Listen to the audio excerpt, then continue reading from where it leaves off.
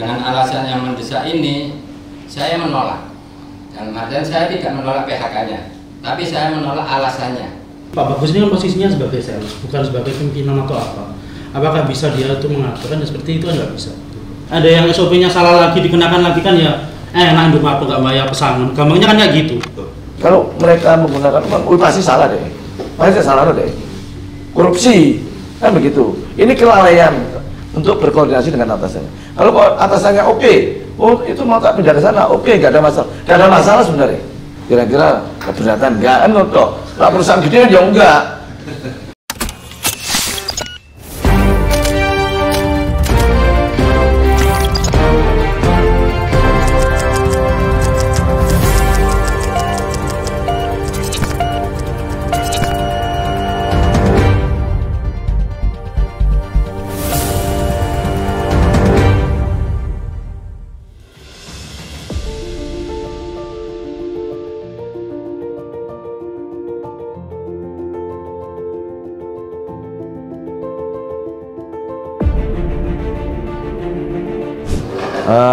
Kebetulan saya dilapori warga saya, Pak, yang Bagus ini, yang pernah kerja di sini sudah hampir 14 tahun ya? Kurang lebih 14 tahun. Ya toh. Monggo ceritakan langsung aja Bagus, gimana biar detailnya ya Om nanti. Assalamualaikum warahmatullahi wabarakatuh. Waalaikumsalam. Di sini saya sebagai karyawan dari Indomaret dulunya mendapat, setelah bekerja 14 tahun, mendapat surat pemberitahuan pemutusan hubungan kerja. Dengan alasan yang mendesak ini, saya menolak. Dan saya tidak menolak PHK-nya, tapi saya menolak alasannya. Karena sebagaimana yang saya lakukan, saya memang di sini tertulis ikut dalam tindakan pencurian, penggelapan. Padahal saya tidak sama sekali tidak menerima uang atau menggunakan uang atau barang dari Indomaret. Dan itu semuanya terus sudah dikembalikan oleh si yang pakai uang dan barang itu. Kedua, kemarin saya ke BPJS Ketenagakerjaan. Di situ waktu saya mau ngeklaim jaminan kehilangan kerjaan dari pihak BPJS Ketenagakerjaan, itu saya statusnya mengundurkan diri. Padahal jelas-jelas di sini saya mendapat PHK. Kok di situ mengundurkan diri? Bagaimana konfirmasinya? Saya ingin konfirmasi dari pihak Indomaret. Yang sudah disampaikan dari saudara Bagus ya, Ardian ya. Nah itu secara implisit ataupun secara detail nanti saya bisa disampaikan Pak Obed atau Pak Heren yang lebih paham, dan nanti kita dengarkan apa sih, kenapa dan lain sebagainya terkait dengan hal tersebut. Mungkin dari Pak Heren atau Pak Obed, monggo. Seperti yang sudah dibicarakan via mediasi kemarin di Disnaker ya, bahwa di situ ikut serta itu akhirnya atas perintah dari Pak Bagus gitu untuk yang mengakibatkan kejadian tersebut. Jadi ada kerugian perusahaan di situ juga seperti itu. Nah, untuk masalah yang PHK tadi itu kita sudah coba laporkan dengan laporan PHK, tapi diterimanya sama kan itu via internet atau apa, itu diterimanya mengundurkan diri gitu. Kemarin kita sempat cek seperti itu. Kalau kasusnya kan Pak Bagus ini kan ditemukannya ada penyalahgunaan dalam hal pengaturan. Dalam hal pengaturan itu artinya setelah kita ke lapangan untuk menunjukkan faktor-faktor yang bisa kita kirim ke perusahaannya, itu adanya kejanggalan dalam penyalahgunaan dalam hal mengatur, harusnya dikirim ke toko A, toko B, toko C, tapi tidak sesuai dengan daftar seharusnya, sehingga yang Nah itulah yang mengatur dari dia melalui orang lain. Jadi kepala sebenarnya otak atau kita melihat bahwa dialah yang mengatur segalanya sehingga terjadilah kerugian secara teknisnya gitu Pak. Gitu. Boleh izin berbicara? Boleh izin. Untuk kalau mau ngomong mengatur, apakah itu dari SOP? Kan itu dari SOP. Bukan mengatur, berarti Pak Bagus ini kan posisinya sebagai sales, bukan sebagai pimpinan atau apa. Apakah bisa dia itu mengatur? Kan seperti itu kan nggak bisa. Kan bahasanya perintah mengatur seperti itu. Itu kan nggak kayak gitu. Beliau ini cuma mengisi yang namanya faktur, yang dimana di faktur itu kan berdasarkan aplikasi. Dan beliau juga bekerja menjelaskan ke saya bahwa beliau ini adalah untuk mencapai yang namanya target seperti itu. Kalau misalnya target gak terpenuhi dapat SP. Lah, kalau misalnya beliau melanggar SOP itu dapat SP. Nah ini kan melanggar SOP, bukan berarti mengatur ataupun bersekongkol dengan yang namanya sopir ataupun yang mencuri itu. Menyuruh untuk mencuri kan enggak. Ini tadi bahasa-bahasa dari Pak Ernst, dari Pak Robert, dari Pak Heri tadi adalah mengatur ataupun perintah seperti itu. Itu kan tidak adil seperti itu. Ngomong-ngomong seperti itu kan itu mengarahkan pendapat seperti itu. Menurut saya ya, nggak apa-apa ini menurut saya itu mengarahkan pendapat. Kalau seperti saya itu kan kayaknya beliau ini yang otaknya seperti itu. Padahal enggak, beliau ini melakukan hal tersebut adalah untuk mengejar yang namanya sales target. Dan itu kata beliau sudah dilakukan oleh sales-sales lain. Kalau gitu yang lainnya juga harus dipecat dong. Benar apa enggak? Kalau gitu kan kalau dipecat berarti SP. Yang benar ini beliau udah dapat SP2, harusnya SP3, bukannya seperti dituduhkan seperti ini ya gitu. Oke, boleh dijelaskan. Ya, saya bantu menjelaskan. Jadi begini Pak, konteksnya Pak Bagus itu adalah menyuruh delivery man. Itu juga tertuang di surat pernyataan yang Pak Bagus buatnya. Betul ya. Ada beberapa faktor yang diakui oleh Pak Bagus sendiri surat pernyataan bahwa beliau mengakui dia menyuruh Pak. Jadi keterlibatan Pak Bagus yang disampaikan oleh Pak Eren dan Pak Heri di situ Pak, ada keinginan beliau untuk menyuruh yang mengakibatkan ya adanya nilai kerugian bagi perusahaan, gitu Pak. Dan itu juga sudah dituangkan, begitu ya, betul ya Pak ya? Izin membaca. Saya di situ menyuruh, dalam artian saya menyuruh untuk mengirimkan barang. Bukan menyuruh untuk menggunakan uang itu ataupun barang dari Indomaret. Enggak. Sama sekali enggak, itu enggak berhubungan gitu. Terus salesman kalau enggak nyuruh, terus apain? Gitu. Apa? Gitu. Ini menjelaskan, malah yang Bapak sampaikan tadi menjelaskan yang disampaikan Bapak sebelumnya. Apakah saya punya kuasa menyuruh? Tadi disampaikan, gitu ya, menyuruh. Nah, di surat pernyataan ini berbunyinya ini, mengakui perbuatan saya yang telah menyuruh delivery man mengirim faktur tidak sesuai dengan alamat.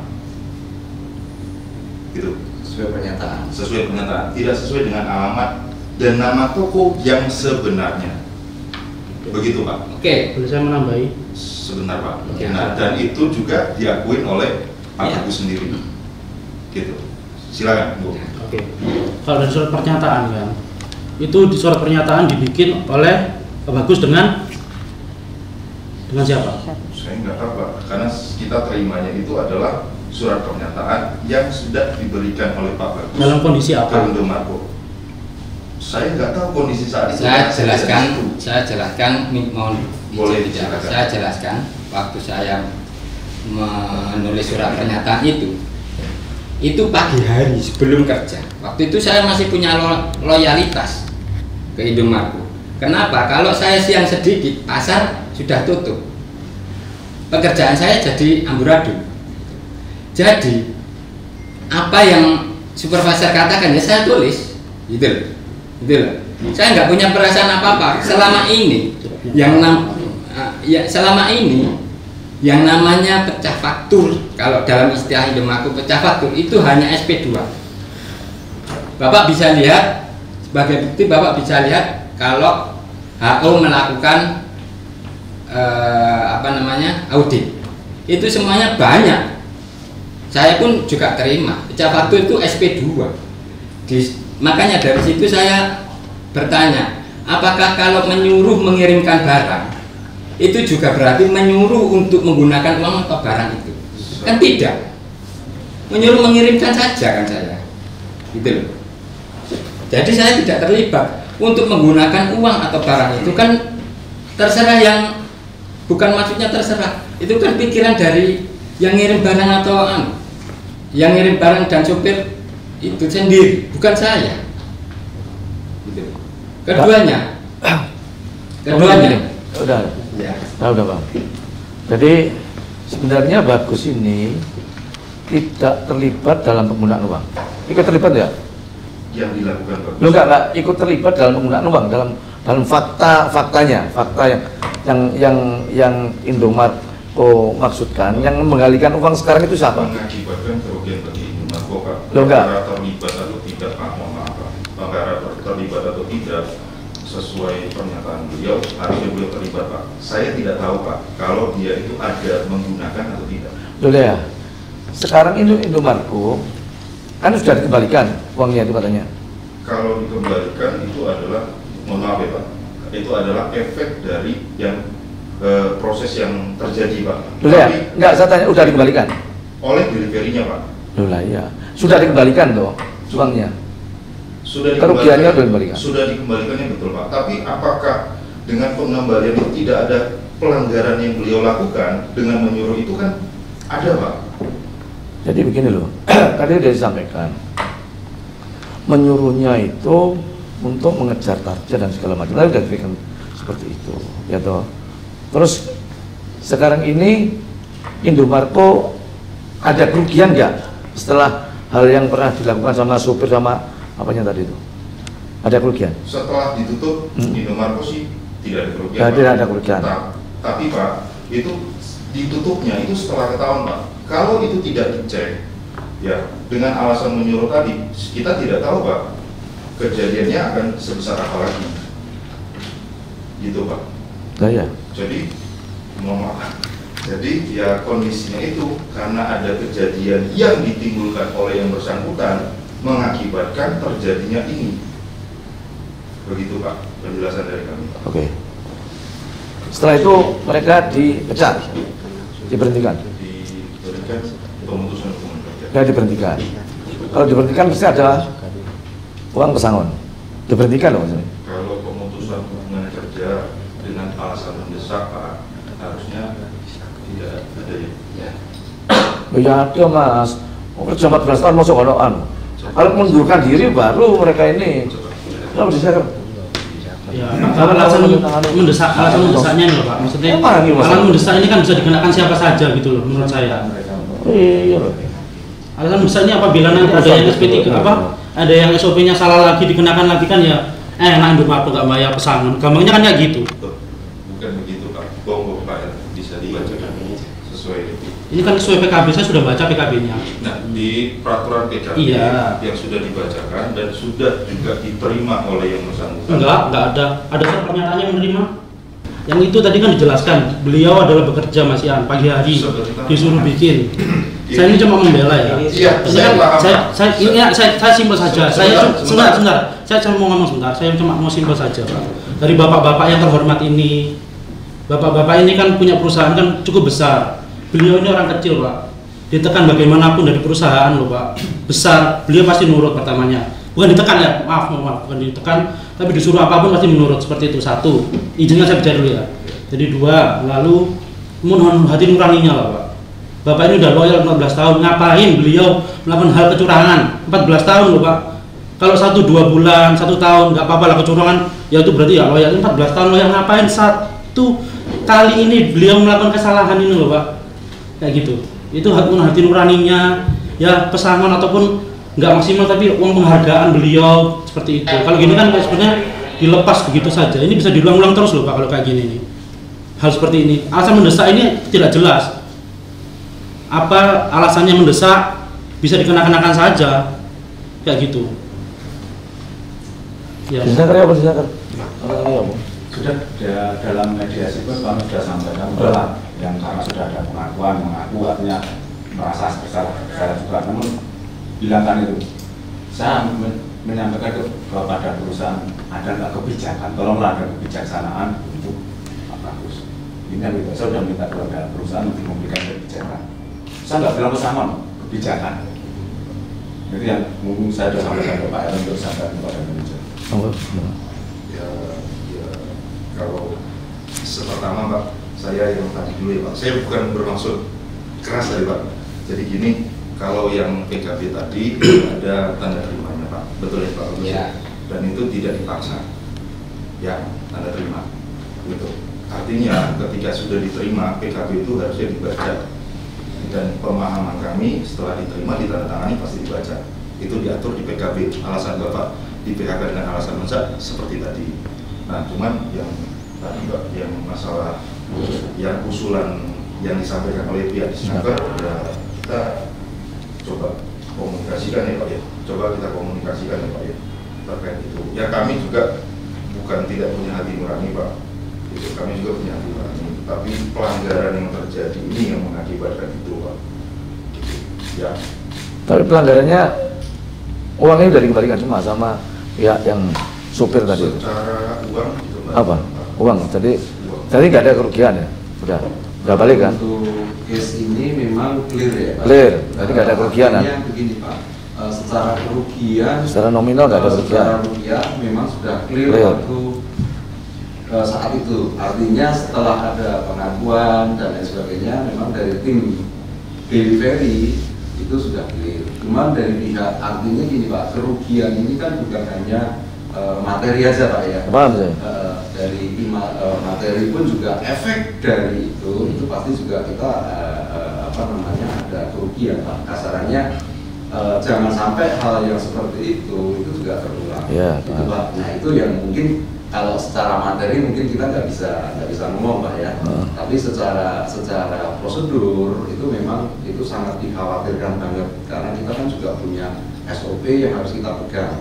Artinya SOP itu adalah aturan main yang ada di Ibu Marco terkait dengan maaf kalau saya salah nanti penyampaian bahwa si saudara Bagus ini kan ada istilahnya dengan target, oke, dengan target memang kita setuju, tapi dengan apakah target itu juga dihalalkan dengan hal-hal yang tidak direkomendasi dari SOP itu. Nah itu yang mungkin saya bisa sampaikan Pak. Iya.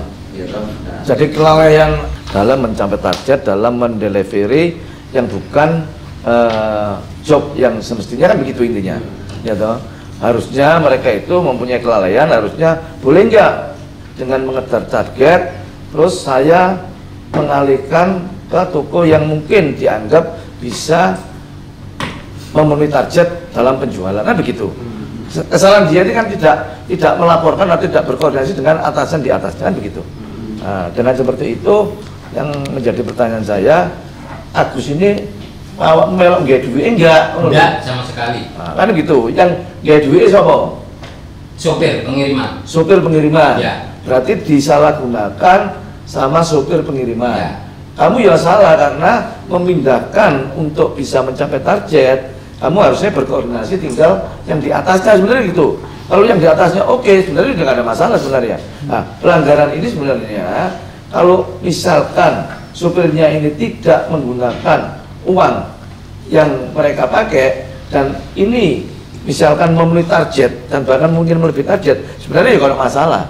Karena ketahuan mereka ini ada kerugian di pabrik, maka ini menjadi suatu pemicu masalah. Intinya kan begitu.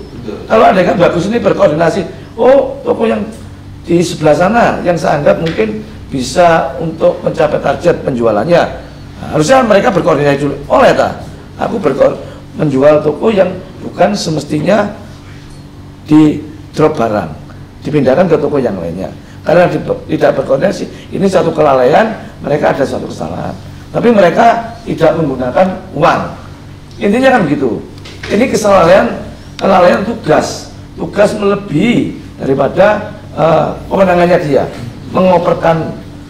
mengalihkan market yang sebenarnya bukan mereka jobnya dialihkan karena dengan tujuan mencapai target. Kalau mereka menggunakan uang, pasti salah deh, korupsi kan begitu. Ini kelalaian. Jadi kelalaian dalam untuk berkoordinasi dengan atasannya. Kalau atasannya oke, oh itu mau tak pindah ke sana, oke, nggak ada masalah sebenarnya. Terus misalnya ada kerugian, siapa lihat yang merugikan ini siapa? Supirnya, kan ya supirnya. Tapi karena mereka tidak berkoordinasi, mereka mempunyai kelalaian dan melebihi kewenangannya. Ini yang dianggap salah kan seperti itu, melebihi kewenangan untuk mengalihkan barang itu ke tempat yang lain, yang menurut anggapan mereka supaya memenuhi target. Gitu kan intinya, kan seperti intinya. Andai kan mereka ini berkoordinasi sebenarnya tidak ada masalah. Kesalahannya tidak berkoordinasi dengan manajer di atasnya. Kan seperti itu. Kalau mereka itu memakai uangnya, oh salah deh. Korupsi itu, pasti korupsi, merugikan negara, merugikan perusahaan, gitu loh. Karena mereka tidak mengambil satu sen pun uang yang dipakai sama supir ini tadi, maka ya supirnya sing balekno. Kalau mereka ikut, ini loh, karena dianggap sudah mengambil bukan haknya. Intinya kan seperti itu. Maka dengan kelalaian seperti itu, perusahaan telah memberikan suatu sanksi ya toh, sanksi pemberhentian apa maksudnya? Alasan mendesak ya toh. Nah, ini tadi sudah dijelaskan sama Disnaker.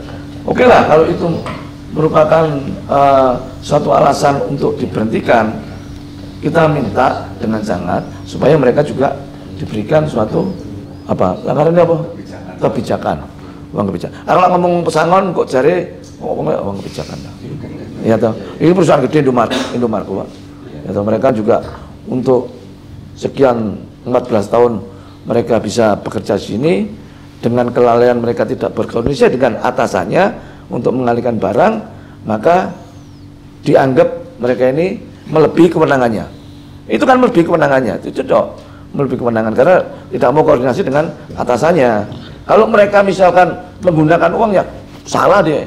Karena mereka tidak menggunakan uang, mereka tidak menghabiskan uang seperti itu, maka yang menjadi kesalahan fatalnya ya supir yang menghabiskan uang yang sebenarnya bukan miliknya. Kan seperti itu. Ya enggak? Seperti itu. Jangan untuk kan. Iya benar enggak kamu ngomongnya? Kan begitu. Nah, kita minta kebijakan ya toh untuk bisa memberikan apa tadi yang disampaikan sama Disnaker. Kira-kira keberatan enggak kan ngotok. Lah perusahaan gede kan ya enggak. Lah pembantu kowe ingin ana pembantu gak metu-metu dhewe gak sangoni ya aku. Oh iya. Karena apa? Kita kan melihat apa alasannya metu karena pulang desa. Tak sangoni karo aku. Oh, ya anu. Kayak modal di desa. Kan begitu. Itu membantu, Pak. Karena kita kan juga melihat. Baik Pak Wali, apa yang sudah arahin atau masukan dari Pak sama Pak Pulung dari Disnaker, saya kira nanti kita koordinasiin sama tim, sama HO kita juga Pak ya. Karena tadi yang Bapak tadi sampaikan, kita juga karyawan Pak, benar Pak ya. Jadi saya harus koordinasi juga. Jadi tetap nanti kita koordinasikan dulu Pak. Kita minta waktu untuk hal terkait kebijakannya terkait dengan hal itu Pak Pulung ya. Jadi seperti yang Bapak Wali sampaikan, ini bukan masalah sangon atau apa, tapi kebijaksanaan dari kita. Nanti kita sampaikan Pak Wali. Begitu Pak. Terus yang untuk BPJS yang ada kekeliruan tadi sudah clear? Satu lagi itu tolong dirubah yang dulu pihak perusahaan koordinasi dengan BPJS. Jangan pengunduran diri. Karena mereka tidak pernah mengundurkan diri kan, daripada miskomunikasi sama BPJS. Bisa dirubah. Karena kan kalau pengunduran diri kan nggak bisa diambil ya, nggak bisa di cover gitu loh. Ini kan haknya mereka BPJS ini kan gitu. Segera dikoordinasikan sama BPJS untuk merubah seperti itu dengan seperti apa yang dituangkan dalam surat itu. Jadi pemberhentian dengan alasan seperti itu, bukan pengunduran diri lain kan, pemberhentian sama kan lain. Kira-kira kapan putusan ini bisa disampaikan kira-kira? Nanti koordinasi juga, saya minta waktu barangkali 1 minggu. Seminggu ya. Oke, 1 minggu. Nanti kita informasikan ke Pak Pulung atau Pak Bagus, mungkin via HRD saya, Pak gitu Pak. Tolonglah, jadi cari kerjaannya juga sulit sebenarnya.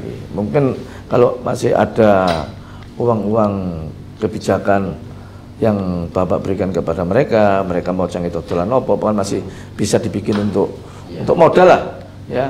Mau pembantu tak sanggoni karo. Pembantu tak sanggoni. Iya, apalagi pembantu lagi kerja 5 tahun, ini 14 tahun. Apalagi pembantu kan cuma melayani toh. Ini kan juga mereka menghasilkan dengan jasa yang mereka punya, skill yang mereka punyai. Kan seperti itu. Jadi ya kelalaian, ya lali ya, kalau lihat kronologi memang kelalaian mereka kenapa tidak berkoordinasi dengan atasannya untuk mengalihkan barang yang sebenarnya itu bukan tempatnya, tapi alasan mereka adalah supaya mengejar target. Sama supir duit di korupsi kan begitu, dipakai ya korupsi. Nah, kalau kecuali mereka ikut penggunaan uang ya kena pidana, pidana ini kelalaian aja, kelalaian untuk tidak berkoordinasi untuk pengalaman yang lainnya. Dan itu harus diinstruksikan dengan sales-sales yang lainnya kalau ada sesuatu seperti ini, suatu pengalaman, suatu pengalaman. Itu. Saya kira itu Pak ya. 1 minggu nanti kita tunggu. Ya, Pak Mulung ya.